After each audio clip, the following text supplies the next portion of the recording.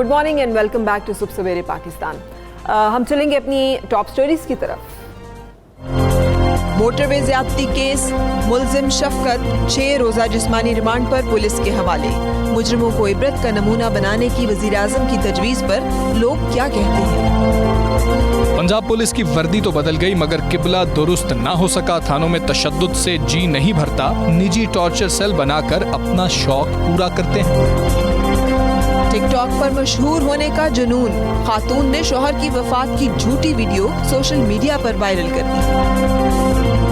जी इस हवाले से बात करेंगे। जो हमारी पहली टॉप स्टोरी है, 7वां दिन हो चुका है। 7 दिन हमजा, अफसोसनाक वाकया था। 7 दिन इंतहाई अफसोसनाक वाकया। वो तो वाकया तो जितना दिलखराश है सो है ही, उसके ऊपर तो पूरी कौम जिस तरह से सोगवार भी रही है और जिस तरह से अफसरदा, और उसके साथ साथ जो एक फ्रस्ट्रेशन का एलिमेंट रहा वो तो है ही। लेकिन अब मामला जो है उससे बढ़कर पुलिस की कारकर्दगी के ऊपर एक बड़ा सवालिया निशान जो है वो खड़ा हो गया कि ऐसे लगता है कि आबिद को ज़मीन खा गई या आसमान निकल गया। मरकज़ी मुलजिम जो है वो आबिद आइडेंटिफाई हो गया।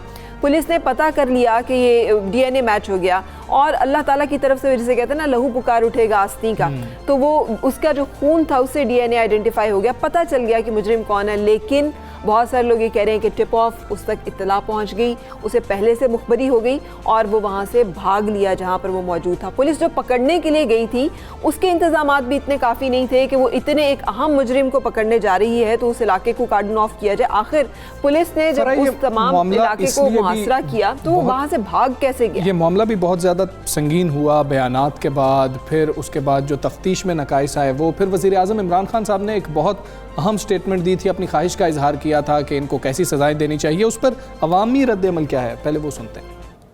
उसको माफ़ी नहीं देनी चाहिए, उसको सरेआम फांसी देनी चाहिए। सारी उम्र के लिए जो है ना सर्जिकल नकारा बना देना चाहिए ताकि ये इबरत का निशान बने और आइंदा से लोग जो है ना वो ऐसे गुनौने जुर्म करने से बाद आ जाएं। उनके साथ बुरा सलूक करना चाहिए, उनको सजाए मौत होनी चाहिए। उसको सजाए मौत दी जाए लेकिन सरेआम दी जाए ताकि मुआशरे को मालूम हो और लोगों को पता चले कि दाग बैठ जाए, आइंदा हमने ऐसा जुर्म नहीं करना। में सरेआम सूली पे लटका देना चाहिए।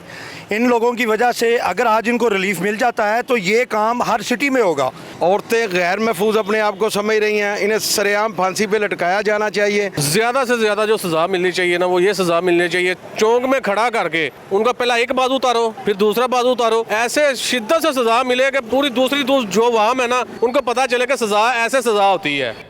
ये मंजर कशी है आपके सामने इस वक्त उस अवामी रद्द-ए-अमल की जो कि हर तरफ, हर शहर, हर इलाके, हर सूबे, हर कस्बे, हर गांव में पाया जा रहा है। इसमें कोई एडिट नहीं है, कोई हमें ऐसा कॉन्फ्लिक्टिंग पॉइंट मिला ही नहीं, कोई ऐसा शख्स मिला ही नहीं कम से कम पाकिस्तान की गलियों में, सड़कों में जो कि इससे डिसएग्री करता हो। लेकिन इस वक्त बुनियादी सवाल को लेकर हम आगे चलेंगे। राना अजीम साहब हमारे एडिटर फोरम हैं, अपडेट कीजिएगा हमें, ये आबिद जो है ये कहाँ गायब हो गया है और क्या ये नाकामी नहीं है पुलिस की कि 7 दिन गुजरने के बावजूद एक ऐसे मुजरिम को जिसके ऊपर उन्होंने 25 लाख रुपया इनाम का भी ऐलान किया हुआ है उसको पकड़ने में वो नाकाम है। बिल्कुल पुलिस तो नाकाम हो चुकी है और ऐसा कभी नहीं हुआ कि एक मुलज़म हो जिसकी लोकेशन भी पुलिस को इल्म हो जाए, लोकेटर उसको बता भी दे कि फलां जगह पे मुलज़म मौजूद है और उसके बावजूद पुलिस उसे ना पकड़ सके। 3 दिन में उसके पास मौजूद हो, पुलिस उन्हें ट्रेस ना कर सके। उसके कितने ठिकाने हैं उस पर पुलिस ना पहुंच सके, सारा खानदान गिरफ्तार किया और पुलिस ना पहुंच सके। ये पाकिस्तान की तारीख में पहली दफा हुआ है। लेकिन आप तो आपके प्रोग्राम में एक लेटेस्ट चीज देते हैं कि पुलिस को किसी एक अहम तरीन शख्स की तरफ से ये पैगाम क्या है कि शख्स हम कहते हैं पुलिस के अंदर जो होता है, जो पुलिस के एक साबिक जो अफसर है उसकी तरफ से, कि अगर ये आफत पेश हो जाता है जिस तरह वकार पेश हुआ, जिस तरह अब्बास पेश हुआ, कि आबद अगर पेश हो जाता है तो उसे मारा नहीं जाएगा, केस किया जाएगा और उससे वो अपने आप को साबित करेगा और पुलिस साबित करेगी कि गुनाहगार है, वो साबित करेगा कि मैं बेगुनाह। ठीक है, ये तो अदालत की तरफ से भी आया है ना कि बालाए अदालत जो है वो कोई कदम नहीं उठाया जाना चाहिए। लेकिन साहब एक अहम मामला ये है कि आबिद के हवाले से मसला क्या है, ये बातें सामने आती हैं कि उसको पहले इत्तला हो जाती है, पुलिस ये कार्रवाई करने वाली है, क्या ये बात दुरुस्त है? और दूसरी चीज़ उन खातून के हवाले से आ रहा है कि उनका भी बयान अभी तक मुकम्मल रिकॉर्ड नहीं हुआ, क्या ये बात दुरुस्त है?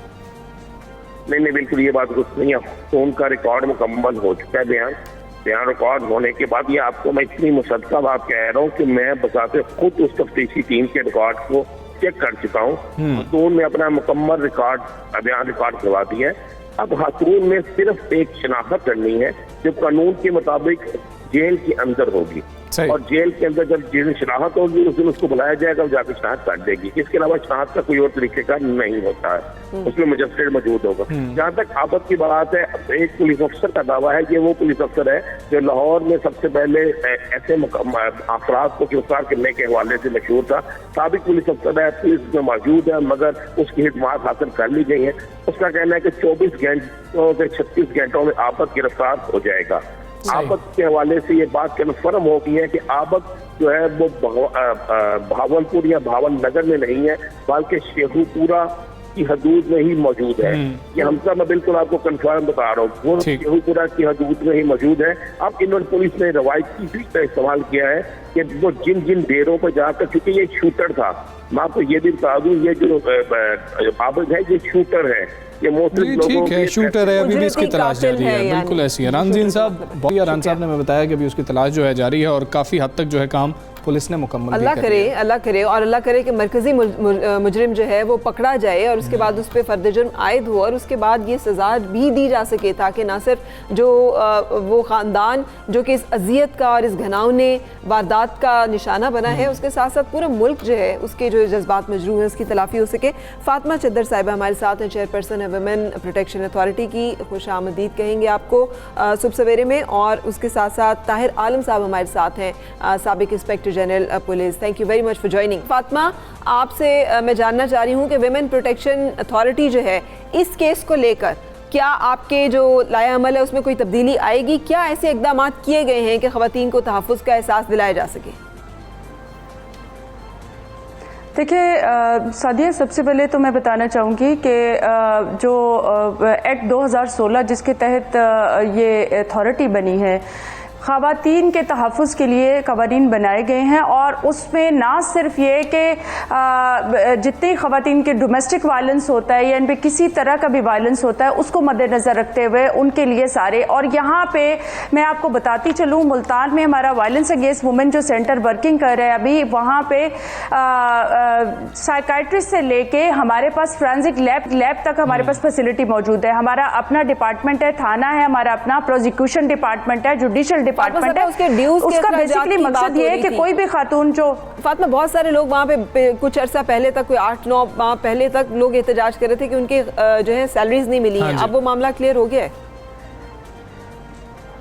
जी, वो बहुत पहले का, वो जब इंटरम सेटअप आया था तो वहाँ कुछ प्रॉब्लम्स क्रिएट हुई थी, लेकिन अभी तो अल्लाह का शुक्र है जब से तकरीबन दूसरी ये हुकूमत हमारी आई है तब से ये सारे मामला सॉर्ट आउट हो गए हैं। और ये इतना अच्छा सेंटर है क्योंकि साउथ में वहाँ पे क्राइम की रेशो ज़्यादा थी ख़वातीन के साथ। ये सेंटर पहले उधर तभी बनाया गया था, लेकिन उसके बाद अभी हम 2 सेंटर यहाँ पे बनाने जा रहे हैं। ठीक है 2 सेंटर बनाने जा रहे हैं, लेकिन बाकी जी सादिया जी देखिए सादिया, मैं आपको बताऊं कि 36 अजला में हमारे जितने जो दारुल अमान है वो मौजूद हैं और ये फैसिलिटी ख़वातीन की जो है वहाँ पे दी जा रही है। लेकिन ये स्टेप बाय स्टेप होगा क्योंकि ये state of the art centre ये बहुत बड़ा एक प्रोजेक्ट है और अभी 4 सेंटर बनाने जा रहे हैं जो फैसलाबाद, बहावलपुर, लाहौर और पिंडी है, लेकिन 2 जो सेंटर है उनके PC1 कंप्लीट हो चुके हैं। बेसिकली हम चाह रहे हैं कि ख़वातीन के लिए एक अवेयरनेस कैंपेन लॉन्च किया है पंजाब वुमेन प्रोटेक्शन अथॉरिटी ने, उनके हकूक़ के हवाले से और उनके हकूक़ के तहफ़्फ़ुज़ के हवाले से, ताकि ख़वातीन को, अभी तक तो बहुत सी ख़वातीन को यही नहीं पता कि उनके लिए कोई ऐसा इदारा है जो वर्किंग कर रहा है। और बेसिकली ये कोविड की वजह से थोड़ा सा मामला स्टॉप हुआ, अभी फिर इसको कर रहे हैं। हम इसको स्कूल, कॉलेज और यूनिवर्सिटी के लेवल तक लेके जा रहे हैं और एक ठीक है कैंपेन की जाएगी इस पर। फातिमा साहिबा हमारे साथ मौजूद रही है। ताहिर साहब, आपसे ये जानना चाहेंगे कि तफ्तीश की बात हम आपसे जानना चाहेंगे। जो तफ्तीश हुई उसके अंदर काफ़ी सवालात उठ गए, 2 लोगों की तस्वीर जारी कर दी गई, शनाख्ती कार्ड जारी कर दिए गए। 3 लोगों के ऊपर पुलिस की जो तफ्तीश थी वो जो जिनके शनाख्ती कार्ड जारी किए गए, एक पॉइंट ऐड कर लीजिएगा सर कि 3 लोग जो हैं उनके, पहले तो वकार को भी कह दिया गया था कि DNA मैच कर गया है। ये जो प्रेस कॉन्फ्रेंस की गई थी उसमें वकार का भी DNA मैच कर गया था और उसके साथ आबिद जो है वो मरकजी मुजरिम था। उसके बाद वकार खुद पेश हो गया और हो गया नहीं वकार ने तो नहीं किया, तो फिर DNA कैसे मैच कर गया था अगर वकार जो है वो अब बेगुनाह साबित हो रहा है? ताहिर साहब, जब कंफर्म नहीं था तो वकार का नाम दे देना आप दुरुस्त समझते हैं? बिस्मिल्लाहिर्रहमानिर्रहीम। तफ्तीश के हवाले से मैं ये कहूँगा कि बड़े आला पुलिस ऑफिसर्स जो हैं, तजर्बाकार पुलिस ऑफिसर्स की मुख्तलिफ टीम इसमें वाबस्ता है। और ठीक है, शुरू में मोटरवे पर सिक्योरिटी के हवाले से लैप्सेस जो हैं वो इंतहाई काबिल एतराज़ हैं, लेकिन जहाँ तक तफ्तीश का ताल्लुक है इसमें मैं समझता हूँ कि बेहतरीन लाइंस पर हो रही है। वकार का DNA मैच करने की बात मैंने नहीं सुनी, अलबत्ता जो दूसरा मुल्ज़म है उसके DNA मैच करने की बात उसका DNA बाद में भेजा गया। और ये अभी तफ्तीश में खामियों की बात की गई है। तो इसमें जो कुछ लीक कर दिया गया, मसलन मुल्ज़मों की तस्वीरें लीक कर दी गई, उनके नाम लीक कर दिए गए, ये इंतहाई गलत है। अभी मैं देख रहा हूँ और राना अजीम साहब जो हैं हमारे बड़े अच्छे पुराने साथी हैं, लेकिन उन्होंने ये बता दिया कि मुल्ज़म शेखुपुरा में कहीं छुपा हुआ है। अब देखें, अगर वो वाकई शेखुपुरा में है तो शेखुपुरा से भाग जाएगा। अब जो ये शुरू में तस्वीरें दी गई मुल्ज़मों की, इसकी वजह से शनाख्त परेड का अमल जो है वो मुतासर होगा, क्योंकि शनाख्त परेड सर मुजरिमों की तस्वीरें IG पंजाब और वज़ीर आला पंजाब ने सर जब प्रेस कॉन्फ्रेंस की, उन्होंने खुद ये मीडिया को तस्वीर दी समेत शनाख्ती कार्ड के, और ये कहा कि मुजरिम फरार हो चुका है। ये उससे पहले तो तस्वीर जो है वो नहीं इस तरह से सामने आई। ये तस्वीर तो हुकूमत और IG पंजाब की तरफ से ही दी गई। एक तो ये कि प्रेस की तरफ से, सोशल मीडिया की तरफ से और पॉलिटिशियंस की तरफ से, सोसाइटी की तरफ से हुकूमत पर बहुत ज़्यादा ज़ोर था कि जल्द से जल्द मुल्ज़म सामने आए। और फिर जब मीडिया के हमारे दोस्त हैं बड़े बड़े अच्छे माशाल्लाह, राना अजीम साहब जो पुलिस की फ़ाइल भी पढ़ लेते हैं, तो जब उन्होंने ये खबर लीक कर दी मुल्ज़मों के मुतालिक, तो फिर हुकूमत को भी बताना पड़ा। मेरा ख्याल है कि पहले मीडिया की तरफ से ये लीक हुई है, उनके सोर्सेज लाहौर के जर्नलिस्ट जो हैं वो काफ़ी तेज़ हैं ऐसे बारे में, और पुलिस की ये नाकामी और नाअहली है कि उसने सीक्रेसी बरकरार नहीं रखी, और फिर जो है वज़ीर आला साहब ने भी इसे अनाउंस कर दिया। लेकिन मैं समझता हूँ कि दूसरे मुल्ज़म वकार के मुतालिक नहीं बताना चाहिए था। अभी जो तीसरा मुल्ज़म जो असली मुल्ज़म पकड़ा गया है, जिसे जुडिशल रिमांड पर बराए शनाख्त परेड भेजा गया है, उसको कम से कम उसकी तस्वीर नहीं आनी चाहिए थी। इन्हें समझना चाहिए तफ्तीशी अफसरों को कि अगर तस्वीर दिखा दी जाए तो मुल्ज़म का जो कौंसल है, वकील है, वो ये मौक़िफ़ अख्तियार करता है कि जनाब इसकी तस्वीर तो सारे ज़माने ने देख ली थी, इसलिए अगर इस खातून ने शनाख्त किया है तो ये तो कोई ऐसी एविडेंस नहीं है। हमारे पास इस वक्त इन्वेस्टिगेशन में ब्लड है जो मैच कर सकते हैं मुल्ज़म का, हमारे पास DNA है, जब मुल्ज़म पकड़ा जाएगा तो फर्दर मैच हो जाएगा, या ये जो मुल्ज़म पकड़ा गया इसका भी मैच हो गया जिसको जेल भेज दिया गया है। इसके अलावा भी कोई और एविडेंस हो सकता है। लेकिन आपको नहीं लग रहा कि 7 दिन गुजर चुके हैं इस दिलखराश वाक़े को, और ये खासा टाइम है, और पुलिस जो है मरकजी मुजरिम को पकड़ने में अभी तक कामयाब नहीं हो सकी है। इसकी आपके हाल में वजूहात क्या हो सकती हैं? मीडिया वजह है कि मीडिया खबर चला रहा है या फिर पुलिस का फेलियर है? देखें, मुल्ज़म को अपनी मौत नज़र आ रही है, मुल्ज़म को सज़ा नज़र आ रही है, और इसमें काफ़ी दिन हो जाते हैं, कई मांग लग जाते हैं मुल्ज़मों को पकड़ने में। मुझे उम्मीद है कि पंजाब पुलिस, लाहौर की पुलिस इसे पकड़ लेगी, मुल्ज़म कहीं नहीं जाएगा, ये हर सूरत में पकड़ा जाएगा।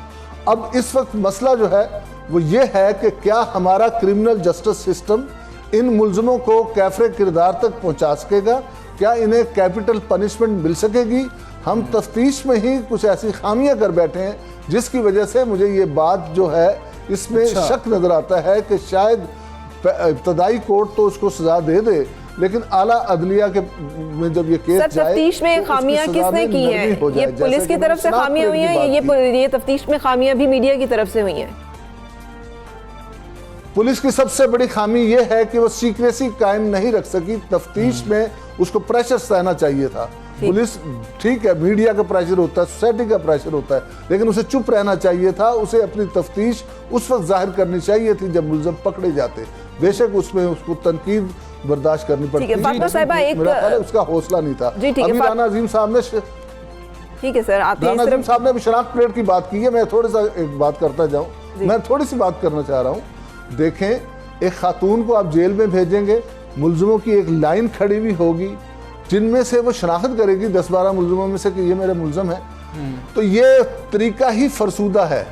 क्यों नहीं हम उधर ही थाने में या किसी और जगह में शनाख्त परेड का बंदोबस्त करते और टेंटेड ग्लासेस के पीछे क्यों नहीं गवाह जो है शनाख्त करता मुल्जिमों को, जैसा कि वेस्टर्न कंट्रीज में होता है। हमें खुदारा इस कानून में तब्दीली ले आए। बहुत से लोग जेल जाने से घबराते हैं। ठीक है तो ये सारी चीजें हैं फातिमा चदर साहिबा, फरमाइएगा। चाहते हैं विमेन प्रोटेक्शन सेंटर्स का कयाम जो है ये तो चले एक जगह पे रहा, इस वक्त जो एक सोच की तब्दीली, रवैये की तब्दीली की बात हो रही है, उस हवाले से क्या आप समझती हैं क्या किया जाना चाहिए, एक औरत होने के नाते भी और चेयरपर्सन विमेन प्रोटेक्शन अथॉरिटी होने के नाते से? आप समझती हैं कि वो तमाम इक़दामात और मेयर्स किए गए? जैसे अगर हम साइबर क्राइम्स की बात करते हैं और लेजिस्लेशन कर लेते हैं, अगर हम किसी की हद तक इज़्ज़त की बात करते हैं और उसकी लेजिस्लेशन कर लेते हैं, तो औरतों के हवाले से इस तरह के रिमार्क्स या इस तरह की गुफ्तगू या इस तरह की बातें या इस तरह का रवैया जो है उसके ऊपर आप समझती हैं कि अभी नहीं मुनासिब इक़दामात किए गए?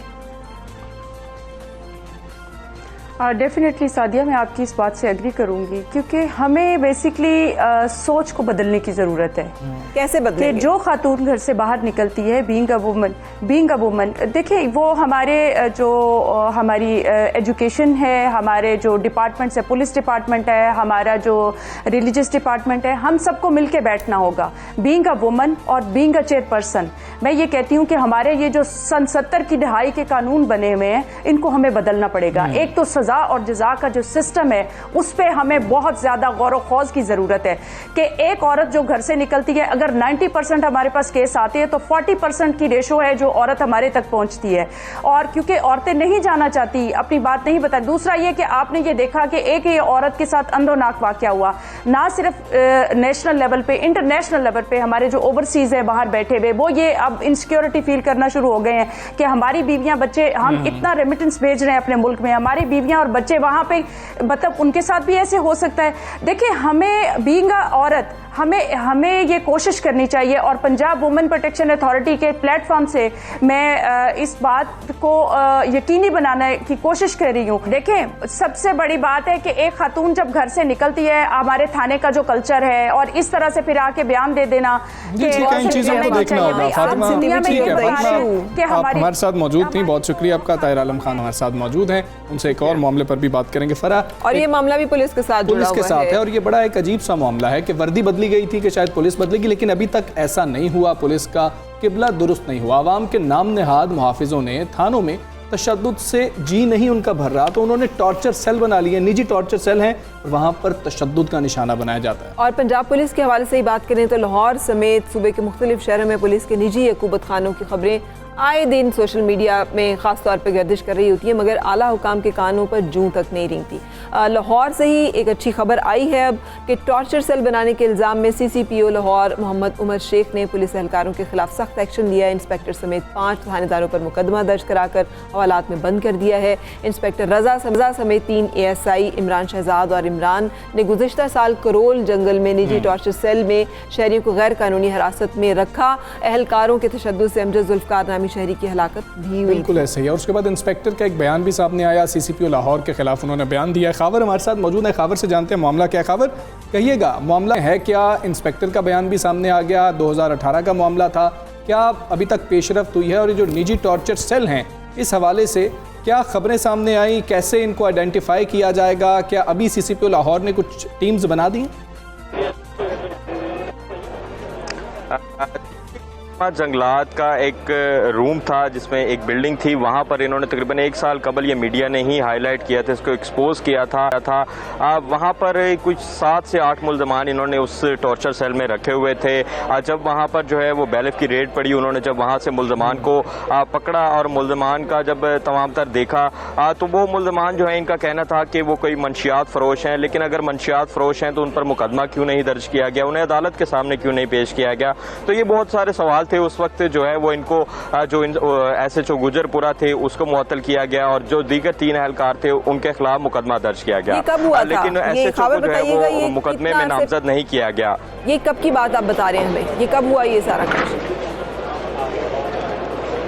ये तकरीबन 1 साल पुराना वाक़या है। 1 साल पहले जो है इसकी तमाम तर खबरें भी चली थी और उसके बाद जो है ये तमाम तर वाक़या हाईलाइट हुआ और तीनों एहलकारों के खिलाफ मुकदमा भी दर्ज हुआ। एक बदकिस्मती से एक जो जिसको ये मुलजिम बता रहे थे, मुंशियात फरोश बता रहे थे, उसकी जो है वो कुछ दिन बाद जब ये वहाँ से टॉर्चर सेल से उन्हें बाजियाब करवाया, उसकी हालत पहले ही काफ़ी गैर हो चुकी थी, तो अस्पताल में जाकर वो दम तोड़ गया। मेडिकल रिपोर्ट के मुताबिक तो उसको दिल का दौरा पड़ा था, लेकिन चूंकि टेंशन ले ली थी, उसके छोटे छोटे बच्चे थे, उसकी वजह से जो है वो उसकी हालत पहले ही तो टॉर्चर किया हुआ था, तो वो बीमार हो गया। तशद्दुद भी उसकी मतलब अब ये क्यों दोबारा से मीडिया में आ रहे हैं?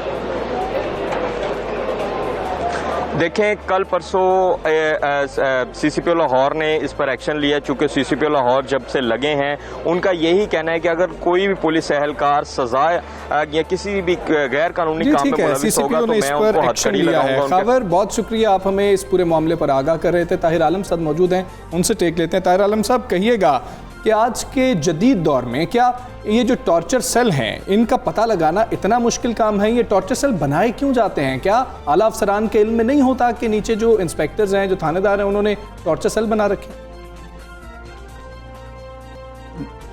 मुझे डेढ़ मिनट लगातार चाहिए इस पर बात करने के लिए। जी।